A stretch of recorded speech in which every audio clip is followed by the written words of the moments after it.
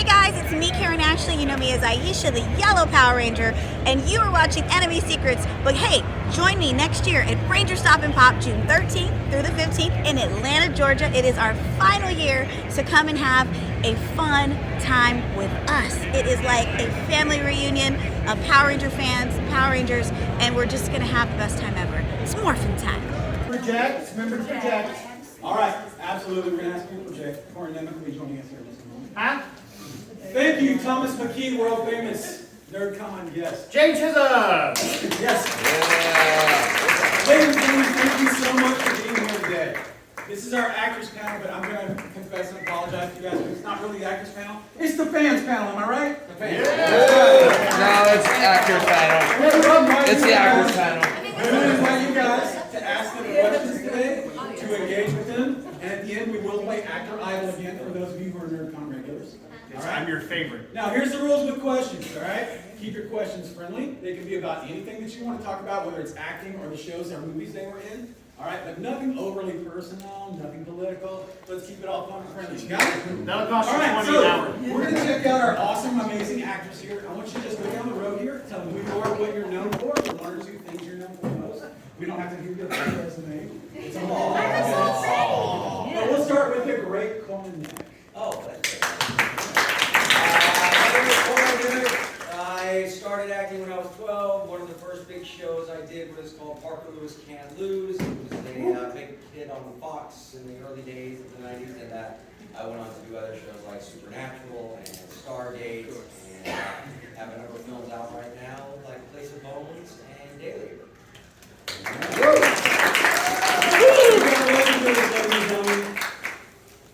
My name is Greg Bird, and I am a victim of child watching nothing but TV. I am also known as the voice of Ozzy Ritter and Scooter on Jim Henson's Puppy Babies.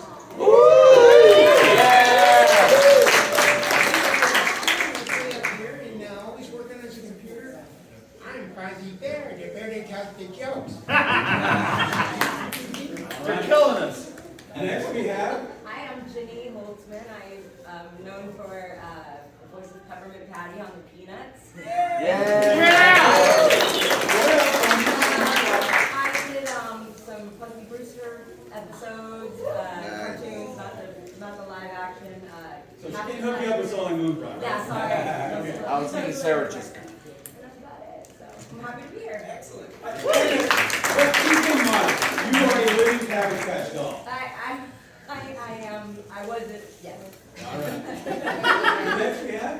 Hi everybody, I'm Maia, Brewton. I started out in a small indie flick called Back to the Future. I've never heard of it. To do Adventures in Babysitting.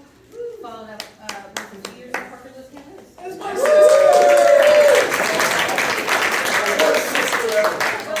I take that, I wear that title proudly. All right, ladies. I'm Emily Kramer, voice actor, but I came from a long Broadway background, Shrek the Musical, Les Miserables, School of Rock. Ooh. And, yeah. Me too, sure. Les Miserables School of Rock. And Mary Poppins. So, and then I hopped on to, and a lot of creatures on Pokemon, trainers as well, Blue Angel and Yu-Gi-Oh! Brains, and also I'm a Bloom from the Winx Club. Woo! So, quick question. If Side Up was a musical, how would that go? Oh gosh. The NDA is very tight, but I think it would be quite panicked singing. It's already been in a musical. It's called Pokemon Live. I love that. I'd like to see Sign Up in Japan. Agreed. All right, next up. Hi guys, I'm Lori Hines. Most people know me as Lily from Pokemon Sun and Moon, and I've been in Yu-Gi-Oh!, Transformers, and Caillou, which gets mixed.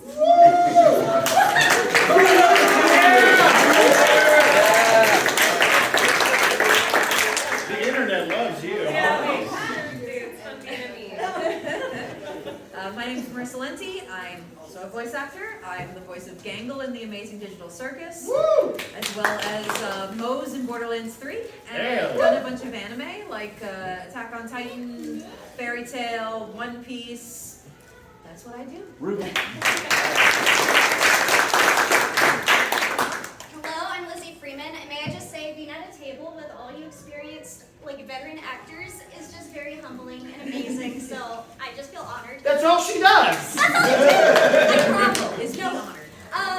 So you know me as Tami from the Amazing Digital Circus and a lot of anime. I also work on the Pokemon anime as Coral and JoJo's Bizarre Adventure and stuff like that. Woo! Oh yeah, that one too. JoJo's fans out here? Yeah, Okay, one or that's me. two. One guy. Thank you for being here, sir. All right, the legend. Hi, I'm Tom McKee, and if I'm here, who's flying the plane? I am a regular here at NerdCon. Thank you so much for having me back again for my 5th year. I'm very excited. Yes! Clap for me. I too have been acting since I was 12. And I do mainly voiceover work. You might know me from One Piece, The Royal Tutor, Chaos Colonel, which is a little indie flick on YouTube. You might also know me from my famous Duck Quack Quack Kill. You play that game? No, you haven't, because I didn't either. And then also I am in the theater world up in DFW. It's a 45-minute show. It's a 45-minute show, and yeah, that's cool stuff. Yay! The first celebrity guest that we ever tried to book here at NerdCon was Corin Nemec, and we could not make it work with his agent, but we were able to get Tom McKee. That's right! So let's call Tom McKee Valentine Corin Nemec. Thanks for not showing up. All right, next we have. My name's Tim Blaney. I'm a puppeteer and voice actor. I'm also known for 95 and Short Circuit movies. And Bug from the Men in Black movies. Oh, and I did a video game, the Skyrim, the Mail or You did what? I didn't know. Skyrim's awesome.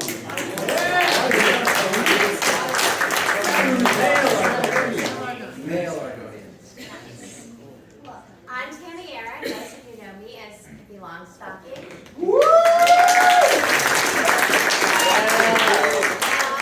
have other movies, Tim and Eric, Disconnect, Kill You Twice, XLV22, and Agent.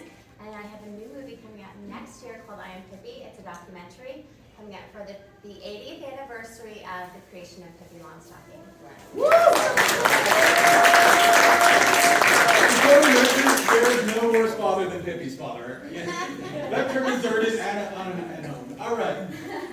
I'm Melanie Kohn. I seriously wish I had been at the other end of the table and been able to go first, not last. I did a lot of theater as a kid, and I've done a lot of radio ads. They're not credited, but my credits are I was the voice of Lucy 50 years ago back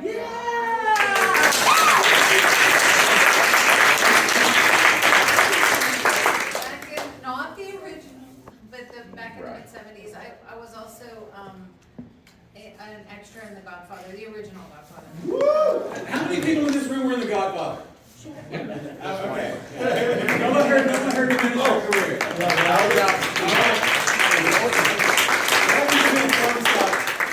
I'm Bradley William Smith, and I don't deserve to be here. I voice Combo Panda on YouTube. I'm a gaming panda bear that little kids know of. It's with the Ryan's World, Ryan Toys Review brand. And I'm just a gigantic nerd who I'm lucky enough to be able to go to conventions and sit alongside amazingly talented people. You're amazing. Watching. So I'm not as awesome as all of you. She's like, I was just Lucy in Peanuts. Are you kidding me? It's amazing. So it's crazy. You're Combo Panda. Shut up. So, okay, guys, let's start off with some questions. I'm going to kind of bounce around. If you want to feed off something somebody else says, we're going to welcome you to. Guys, when you have a question, just shoot your hand up. We're going to let you guys ask some questions as well. But let's start off. What do you guys love about conventions? Let's start off with you, Maia. Yes, you get to kick us off. What do you love about coming to conventions and meeting all your fans? So I started doing conventions, I just started a few years ago. And I didn't really understand the amazing world that is conventions. And I feel really fortunate to have been welcomed into it so wonderfully by everybody. And it's just nice to meet, mostly now it's the parents of the fans who know my work, which is great. Parents are great. go 80s. And just to kind of hear the role that different movies or roles that I played, how they've impacted their lives, how they're sharing those with their kids now. And the vendors are amazing. People make incredible things. It's a fun escape for the weekend. Very nice. Marissa, same question for you. I used to go to cons when I was a teenager. So this is my space. This is my environment. I would dress up and run around for 3 days. Yeah. Join the club. And I was very, very into it. So, you know, as I got older, I sort of lamented the loss of the convention energy, the convention vibe. And so when it became time for me to start going as a guest, I was like, I can get paid to go back to cons? Sweet. Is it weird, having been a fan, is it weird that now people are coming up and geeking over you? Yes. The way you used to geek over others? Very weird. Because I just feel like some lady. And also, now I'll be on panels with people that I got an autograph from years and years ago. Right there? I got J. Michael Tatum's autograph so long ago, and then I directed him on something, and I was like, you don't remember me, do you? And he's like, when did we meet? I'm like, Anime Boston. Sit down while I tell the story. Yeah. And he goes, you were blonde. And I said, I was wearing a wig. So yeah, it's definitely weird, but cool to be on this side of the table. Yeah, love it. Hey, guys, question, I've asked this of Lizzie out at Anime Houston, but is it harder for you guys to play something that's established or something that you kind of create and get to build on your own? And I'm going to follow that up with a question of Corin, too, because he's done some interesting work. But anybody who wants to field this, we'll start with Lizzie, because I asked you that previously. I think you said which is easier? Which do you prefer? Do you prefer to work, for example, when you work on Pokemon, there's a lot of people who've done that, right? Yeah. But when you start with something that's new, what do you prefer? It's a different energy because Pokemon, you know that like it's a big thing and it feels like a full circle thing because I watched it as a kid and I loved the anime. So the fact that I get to be a part of it is super special. But when it's something original, it's really exciting because it's untapped potential and you don't know what's going to become of it. Like the people who worked on Pokemon back in the 90s, they didn't know it was going to blow up. Right? So, and then for me, that was how it was for Digital Circus. And it's just such a ride to get to be a part of it when it gets the momentum. Tami, you played an iconic character. I mean, you were a hero of Girls That Were on the World. Yeah. What was that pressure like? I mean, did you like that, or is it easier to do something nobody's working on? Well, it was easier for me because Ken Anakin, the director, said that I don't want Tami to be Pippi, I want Pippi to be Tami. So he asked me not to act, to be myself. So I got the easiest job, actually. Just go on, set. I did most of my own stunts and sang the movie soundtrack. I'm in every single scene but one. But yeah, it was actually, that particular character was incredibly easy for me. Greg, you've done a lot of work. You've done Ninja Turtles, you've done Huckleberry Hound, I mean, some very established roles. Do you like to build the role, or do you like to kind of slide into something that you kind of are just kind of going along with the history of? Overall, I was a comedy character actor when I began my career in Hollywood, moving from Ohio. So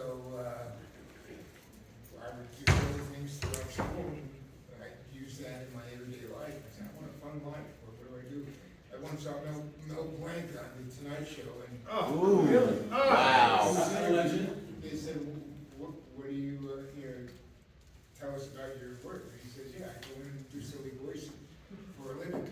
And I said, well, that's what I want to do. So I couldn't do it anywhere else at that point. I had to move to Hollywood, and I started studying and to do comedy character work. Because it was also on the Jack Benny show. After that, everybody says, well, he's known also for those funny voices and all that. So I said, how do I have that kind of fun life? So I went out there, took the bull by the horns and started training. And my acting teachers were some great talents. Harvey Limbeck, who goes all the way back. In his workshop, he had John Ritter, Robin Williams, and a lot of the Happy Days people. So I said, well, I'm home. Really? Very good. Shortly after that, he passed away, and I said, now what do I do? And they said, do those characters you do for cartoons or commercials. So I said, where do I go for that? Took the training, and so I prepared my voices and presented them people, and if they like them, they hire them. And, one thing turned into another. And now it's a career. And now it's a career that I can't believe. Lori, for you come into the role in Pokemon, very well known worldwide, been around since the 90s, right? What's that been like to kind of follow and do something that somebody's kind of set the tone for? Well, believe it, my very first voiceover job was Pokemon, so that's all that I so I didn't even know how big the character was when I booked it. So it's been really cool, and I will say the Pokemon voice actors, specifically, we do the ones in New York where they used to record, all very welcoming and bring you into the fray. So I think that it's super fun to create your own thing, to start from scratch, but to be welcomed into a family as well that takes care of you the whole time is really pretty special. All right, so question now for Kohn. Sure. Now, there is a lot of pressure, right, to fill in roles. And you've done a lot of original roles, you've played real people, but is there any pressure greater than the pressure of being an American classic like something by Stephen King? I mean, most of the films, this was a miniseries, The Stand, the original one back in the 90s, but most of his movies have become legendary. They're based on his books. I think that the more interesting part about being in the original miniseries The Stand is that Stephen King wrote the teleplay. He was one of the producers, one of the primary producers of it. He was Mick Garris, and he was on set all the time. He was, Was that additional pressure? Not at all. I mean, he's a strange dude. He has obviously a dark sense of humor. But we had on The Stand, we had 106 speaking roles.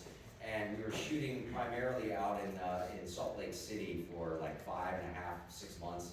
And we had actors constantly flying back and forth between LA and there. And we were all having lunch at the big table with all these actors, and Ruby Dee and everybody, all the different actors were all there, Rob Lowe and whatnot. And Stephen King just starts chuckling to himself, at the lunch table. And Mick's like, oh, what's so funny? He goes, no, the actors don't want to hear it. They don't want to hear it. He's like, no, what's so funny? He goes, I was just thinking, with all these actors flying back and forth all the time, I mean, what do you think the chances are of us losing one in a plane crash? And I'm like, I gotta fly out of here tomorrow. That was the dark sense of humor that he had. He was chuckling to himself about which actor he might lose in a plane crash. You also played some real life people. Is that harder to do than something that's... It depends. Obviously I know my first name is Steven back in the 80s, playing Steven Stainer, who was kidnapped and all that. And then I did My Son Johnny, which came out a number of years later, that was based on a true story about two brothers. One was very violent, the other one, he ended up killing him and getting off on his charge. And then I did Ted Bundy and Richard Speck in Chicago Massacre, and some other interesting characters like that. I think that the challenge of playing somebody from real life versus a character that you're totally creating of your own accord is having to stay somewhat true to who that person was perceived as being, or have, so that's probably the more difficult side, is because it limits some of the creative freedom in developing a character, but it's also is a welcome challenge to be able to define that role as an actor, and have people maybe think that's more of the real person than the real person. Did you method act that one? Definitely not. Just checking. My friends, any of you other, have you guys played real people, and how's that experience for you?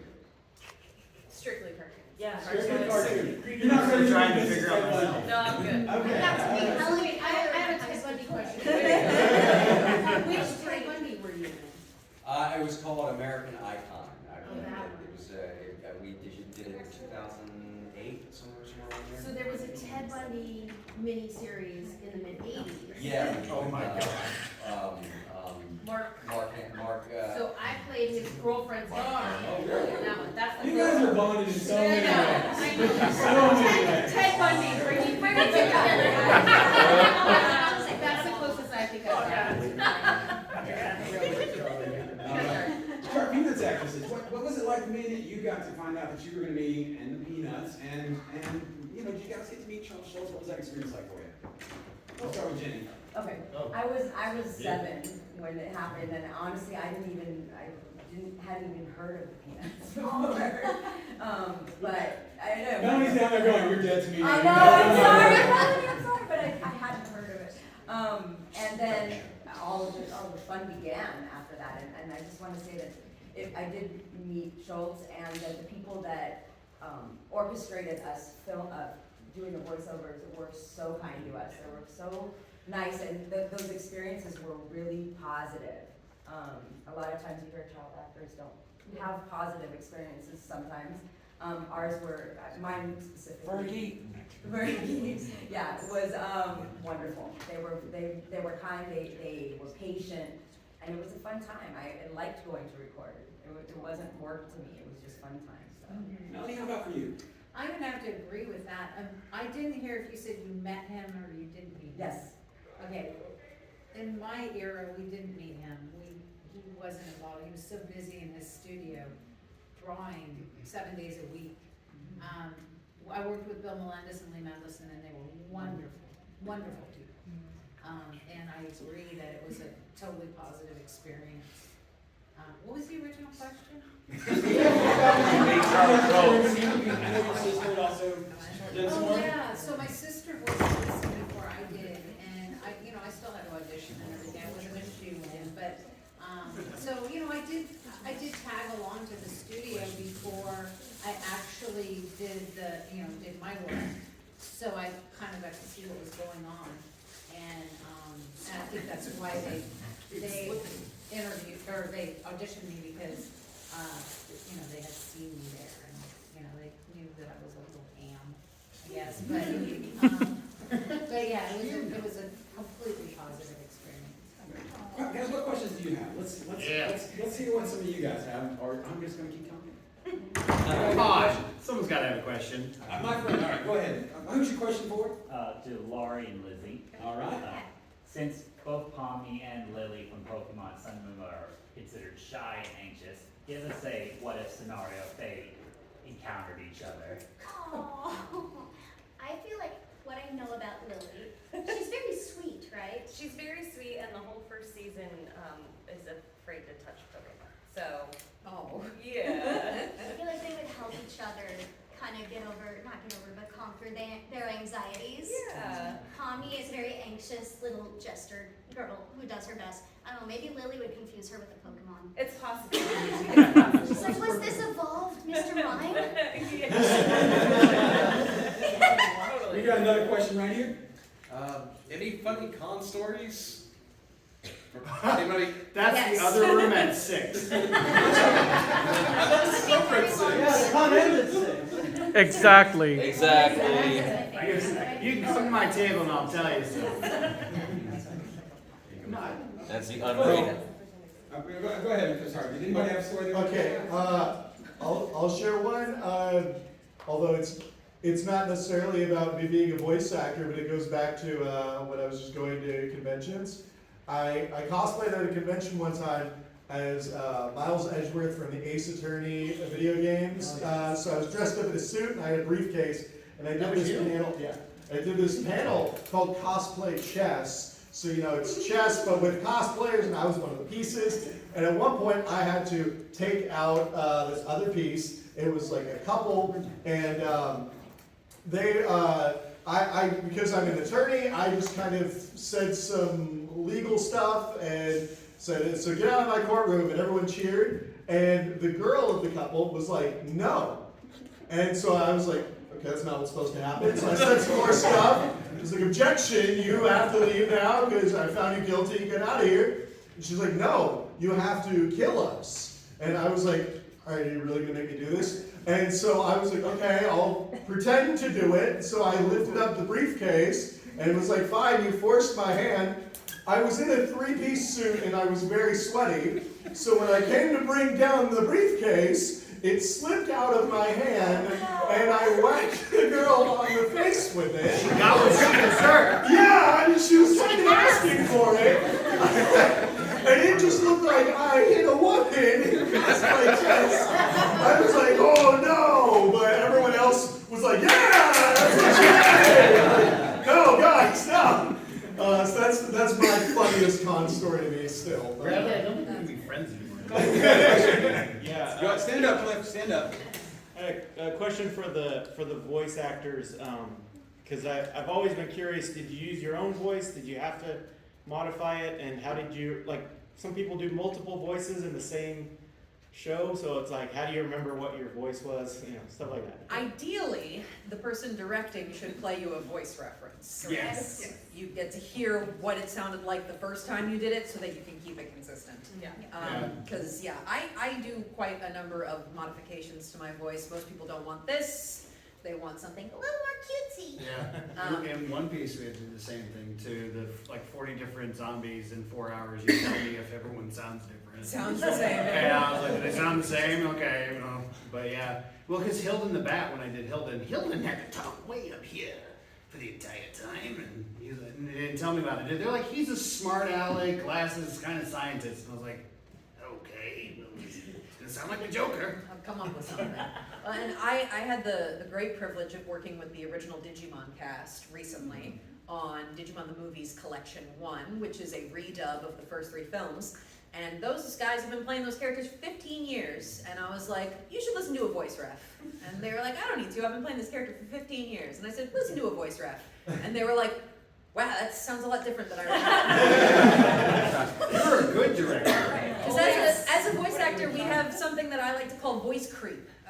You think your voice was a lot higher or lower than it really was. So I think back to Nambika, it was one of my first shows, and I go, yeah, she had a really low voice. And then I listen to it, and I'm like, no, it's baby me trying to do a low voice. It's not actually. I grew up. Yeah, well, generally I don't use my regular voice, so sometimes there are lines that you can use to kind of get back into it and give you the character. For Frank, it's kiss my furry little butt. Say it again, Tim. No, thank you.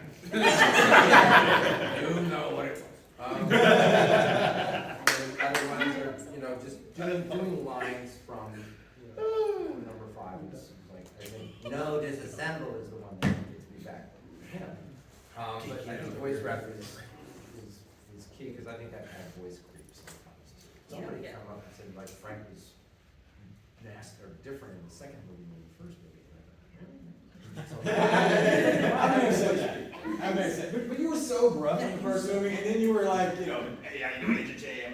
Well, that was in the script. I got you. I want to ask a question that's always kind of been curious for me. When you're voice acting versus acting, and the words aren't coming out of your face, are they easier to deliver when you're playing something really sinister? Yes. I mean, take it back to the stand. You had to blow up a house and say you did it of your own free will. Well, I did. Is that easy to do? Whether it was in the script or not, I was blowing up that area. I mean, if you're just the voice, all you have to worry about is how it's coming out. I don't even know what I look like when I do voiceover. I don't want to know. I look like I'm having a seizure. We look weird. I look like I'm having a seizure in the booth. I like that. That's how I look.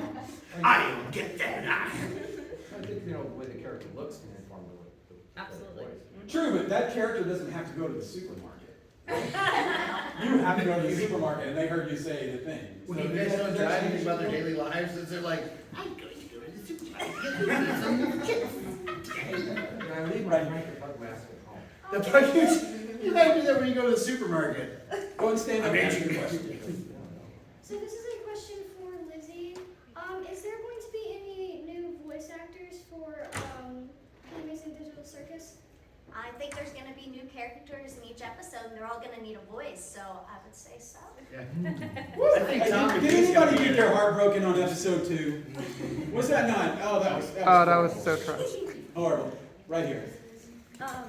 My question is also for Lizzie. Out of the voices you do you have a favorite? And if so, which one of your characters is your favorite voice? Which of my characters is my favorite? Probably Chisato from the Licorice Recoil. Yes. She's a cinnamon roll and has a heart of gold. So that's what Let's follow that question down the line. What's your favorite character? Like, you have all these amazing everyone turn around, actors. turn around. We'll start with Brad. Brad, I'm down the line.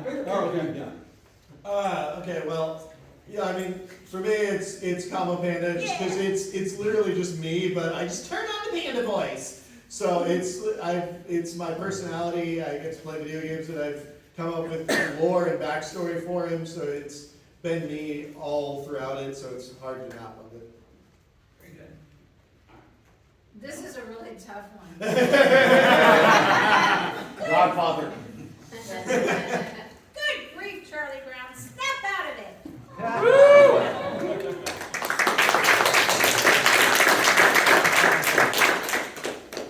haven't done a ton of voice acting. I played LG22 in a cartoon called Agents, and so she looks like me, but she kicks a lot of ass. So it's just my normal voice, but yeah. But is there anybody on this panel who looks more like their original character than you? You still Yeah, look like Pippi. Did you see the hat? The tricorn? Yes. Tim, favorite role? Well, I answered this question earlier today and said number 5. Now I'm going to say Frank. Because I don't know, I can be with Frank. I can be a little, jerky. I get away with it. Tom. Yeah, you expect me to say One Piece, don't you? Say the line. Actually, don't put me back in the ground. Can't say that it's a family con. I can't say that. It's going to be Elvis the Alien from a little show that not many people know called Chaos Colonel. He was like a alien who thought it was the 50s because that's the last transmission their planet got. So he thought everyone talked in that weird transatlantic thing. It was like weird walking, hey, like today on NBC, that kind of thing. So I loved playing him because he thought a cell phone was a magical device. So, because you can't open the door and there's not an app for that. Melissa, for you. It feels really cheap to say Gangle because obviously Gangle. So I'll talk about Kuma Kuma Kuma Bear. Oh my god, what? Yeah, I was the lead character. And it was my first time playing an anime lead, and I haven't played one since. And she's just me at 15. She's got a very hot topic cashier sort of vibe about her. She's magicked away to another world, and she doesn't want to be there because God gives her an invincible set of armor, and she's like, cool, but it's bear pajamas. And so she's embarrassed constantly and doesn't want to be there. She's got bear attacks and bear familiars, and she doesn't even particularly like bears. It's a weird show. It's a weird show. So cool though. But we got to do 2 whole seasons of it. Whoa. Insane. Bring it back. Absolutely. If Kuma Bear gets a 3rd season, I will suspect money laundering. More for you? Well, the character I love the most is Lily from Pokemon. The one that was the most fun to do was a show that not many people have seen. It's actually, I think, found its home on Crunchyroll called Snack World. And I played Chuck, and he was a little jerk. There's nothing better than swearing and doing weird things as a 10-year-old boy. Is it more interesting to be a boy when you're acting? I do it so often now. It's like, 10-year-old boy, call Lori.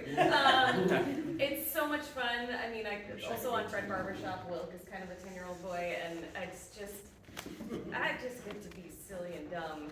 No offense, 10-year-old boys. You were Wilk?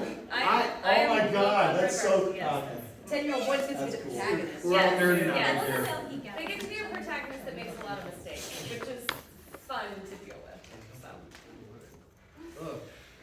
For me, I think it might be the first role I ever got, which was Blue Angel on Yu-Gi-Oh! Reigns, but it was multifaceted because she has a real world persona, which is Sky Eisen, and she's very reserved, and she's very shy, and she's just very to herself, but she has this alter ego that, she logs into a virtual world, and all of a sudden she's Blue Angel, and that's not even half of my voice. I'm the loudest person alive, and I'm a singer, I'm a belter, and I got to use all of it.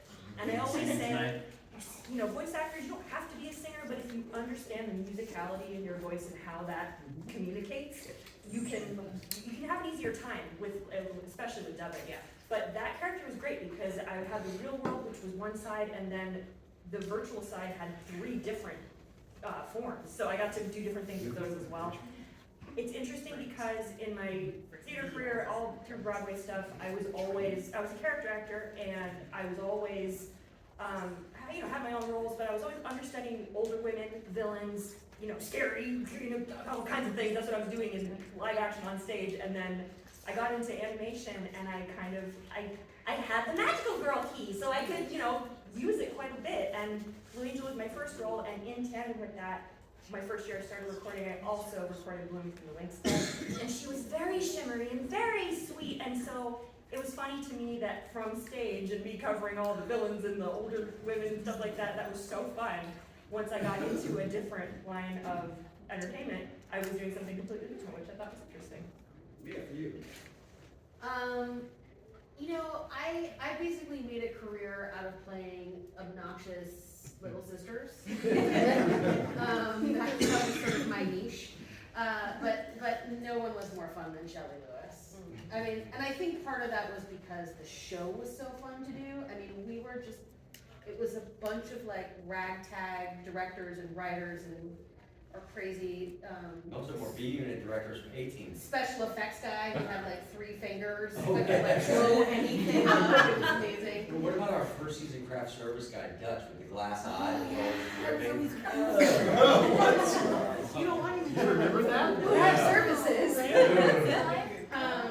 But it was just, I think with Shelley, I could really lean into it because that show was so off the wall and everything was pushed it like a cartoon. into the absurd, and it was a lot like a cartoon, and so, and where else are you gonna go to work and get like 40 pounds of Jello dumped on you, or pies in the face, and I mean all sorts of crazy, wonderful things. Now, was your working relationship similar to your characters? Did you plan on trying to get him in there? We didn't have time for freaking breaks on that show. The hours were insane, but we all got along fantastically. The only good prank was when Rob Bowman got the DUI the night before and wasn't able to show up to direct it in the morning, and I had them build a jail set around where the director was. He finally got out of jail and got the set. He had to direct from prison all day. All right, Jenny, for you. Well, let me think about this one. My favorite role was pretty much the only one I did, which was Peppermint. I was 7, like I said, when I did it. I didn't really know. I didn't have a lot of experience. I just kind of went where I was told to go. I did, but like I said, it was fun. I met a lot of people. I did, from that spawned the Cabbage Patch and Punky Brewster and... Cabbage Patch, though, when you did that film, when you did the special, yeah. I mean, that was the biggest toy ever. It was a very popular. It was huge. Number one, did they give you a Cabbage Patch for the role? So, that's an injustice right there. They didn't give me one. I actually played a villain. Did your friends have? Did they? I had one growing up. I loved Cabbage Patch. That was huge for me. Garbage Pail Kids spin off. Yep. I love those. Yeah, love them. Traded them. Greg, you've done so much legendary stuff. What's your one that you're most proud of? Well, 40 years of doing this, they're constantly growing. There was nothing favorite because they're all like little kids in yours. Because I could remember working on my feelings mostly, so around town, wherever I go with friends, just depends what mood I'm in. So I could go from being at eatery, we go, and I say, don't you have anything more than crackers? I'd like a nice smorgasbord or something. And I do like in another situation, you just go, great Scott, honey, look what you've done. Can I just say, I want to hear you and Tim have an argument. I don't have anything to say to you. Okay, come back. It's basically all like the voice schizophrenic. Yeah, I know what you mean. Whatever I've done in my whole career, I either got the parts for it, or if I didn't, they were still pestering me to say, oh, I gotta try this for another part. But, these are just, this is my life, and I love. So when people ask, it just depends on who I'm in. And that's the rest of the story. I'm Casey Kasem, and you're not. What's the role that you love the most? I mean, that's a tough one. I mean, I have gotten to do a lot of different types of accents and things like that for films. I've never done any voiceover work, which I always wanted to, but I never got a chance to. Priscilla, ask him. Deal. Take it. But I think that in my younger years, one of the roles that I had a tremendous amount of fun with, and the movie wasn't as big of a hit as I think we thought it would be, was a Disney film called Operation Dumbo Drop. Oh, yeah. Yeah, and I played a great character who was just this total, clueless guy from Iowa who hates animals, and animals hates him, and people who got stuck having to deal with this elephant and everything. And it was a really fun role. It was great. It was a fun accent that I got to do in it, and it was a great experience working with such an incredible, talented cast like Danny Glover, Ray Liotta, James Leary, and Dumbo? Operation Dumbo Drop. Yeah, what character? I was the what was his name? Jeez. Sorry. My name was on the poster. I was the fifth lead in it. I was the one of the five guys. It's like one of my favorite childhood movies. You know a lot of ensemble. I can't do it anymore. I'm going. What was your question? For everybody, a couple of them, some of y'all have talked to, like, this is kind of the business that I want to get into and all of that. I was wondering what's your why that gets you started, and then like what is your best advice for somebody who's interested in getting into all of this that we can take away to help better our chances of getting to know our ass. One or two, so we can move on to the next week. I can take that really quick. So the reason I do it is because it's just me. It's part of me, and it's always going to be me. And if I'm not acting, I'm not Tom McKee at all. I can tell you that right now. The other thing is to get into the thing is you gotta, I say always go to school. I mean, I went to Columbia College in Chicago for theater, and that's where I started and fell in love with everything. A lot of people try to just go in and do it right off the bat, especially in voice acting, think they can do, but they don't realize that the word acting is in voice acting, and you have to first learn to act to do it. So it's always finding the education, whether it be just going out and doing like your community play somewhere. That's where I started. I started in community theater. So you just gotta learn how to hone your little tool. Right. And find your tool first, then shape it. Right. So I got a brother agent that I trained with the Gals here. Yeah, there you go. You're already on the way. So we're running out of time here. One or two more questions. Who's your question for, my friend? Yeah. So when you guys were young, was there a voice actor that you grew up liking?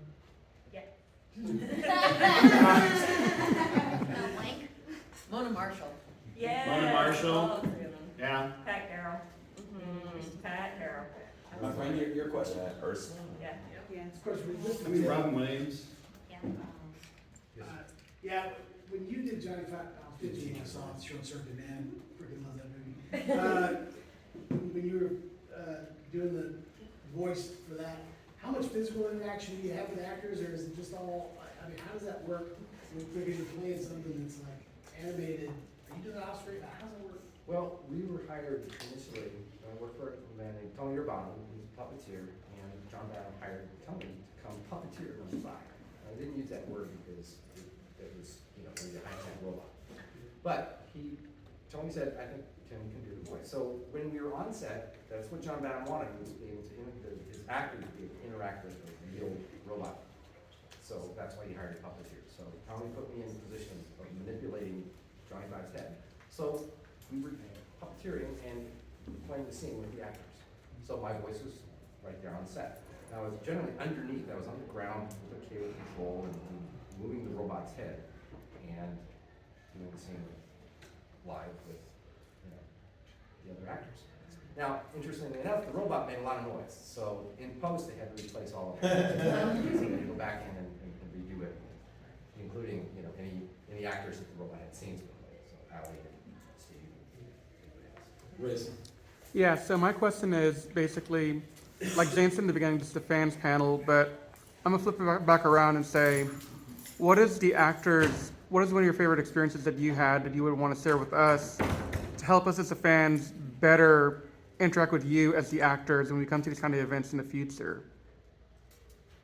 I got one. Okay, so me being like a smaller time, like not big name roles, there's last year at NerdCon, there's this girl, Sarah, who's been trying to talk to me for years. She has a form of autism doesn't allow her to speak to anybody at all. And she was literally shaking in front of my table. And one of my favorite things in the world is to talk to people. That's why I come to these things. I want to know everybody. I like to meet people. And I literally was just looking at her, and she starts to cry. So I got really concerned, and I took her hand, and then she said all she wanted to do was talk to me because, you know, she was actually in a theater class of mine in Dallas. Drove all the way from Houston to Dallas. And she, of course, told me her story. And that's what I love hearing, is actually making the actual real connection, not just the hi, how you doing? Because that doesn't feel like I've achieved anything. And it meant the world to me that she had made that leap over her own little hurdle, like her hurdle to get through. And it's just say hi. You know, I'm a real person, so always say hi to me. There's nothing wrong with talking to me at all. I'll always listen to your story because we're all unique and different. And I love hearing stories from fans. It's the greatest thing, especially like I love that stuff. So, that help you? Yeah. 10 for you. Yeah, I think when you're making these movies and doing these things, you're totally disconnected from the audience. And then people will watch the movies, and then when you go to these conventions, you get to meet people, see what they do like this, you get to connect, and they share what happened to them. And that's something that is priceless. I mean, you just don't get to do that when you're in the middle of doing all your work in your career. So it's great. So guys, we've kind of come to the end. I apologize to everybody who didn't get to shoot their question out, but we want to do some actor idol. This is your opportunity to audition for our actors. You need to come up and say one line. I'm having a great time at NerdCon. Or we'll say, I'll see you at NerdCon. And you can deliver it to any actor you want, and they're going to critique you and just give you some advice. What do they think? Would they give you a role? Who wants to go first? All right. Come on up.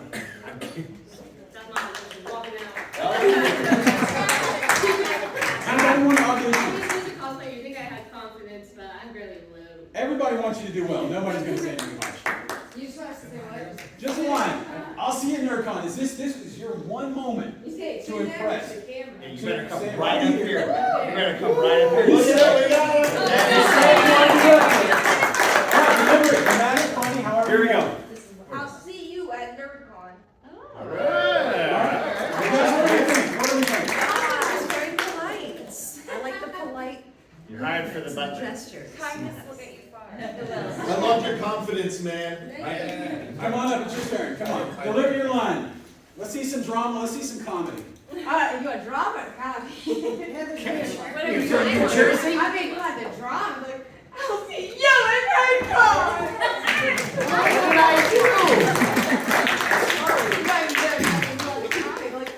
I'll see you at NerdCon. Yeah. What do you guys think? Work the job? Yes. All right. Yeah. Come on up, Clive. Come on up. Can you come up to Dallas? I need to spill some milk. I'll see you at NerdCon. Gosh.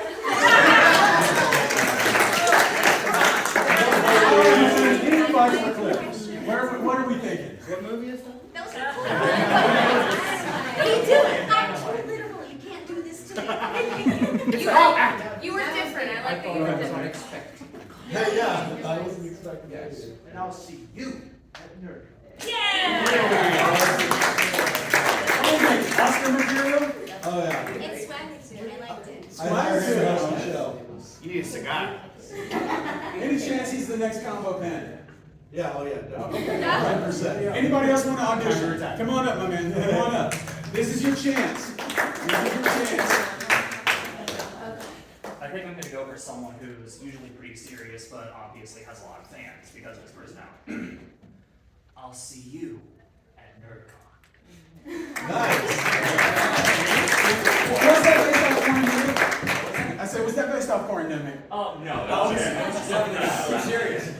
James Short. Too serious. All right, my friends. One last one. Anybody else? I like the smoking. Come on up. We'll do the two of you, and then we'll end it. We'll do our big picture. We have to sync together.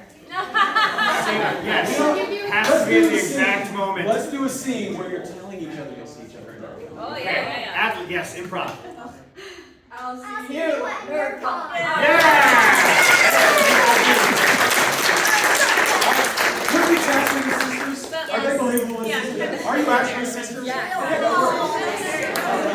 It's time for a Pepsi commercial. Ladies and gentlemen, we want to thank all of you for being here. We're going to do a big group photo before we take off. All right? And then I want to invite every one of you to stop at their tables, visit with them, get some autographs and swag. Tell them how much you love the thing that they were in. And this is your chance to meet them. So let's have the celebrity stand on up. Come on over here. Let's get all the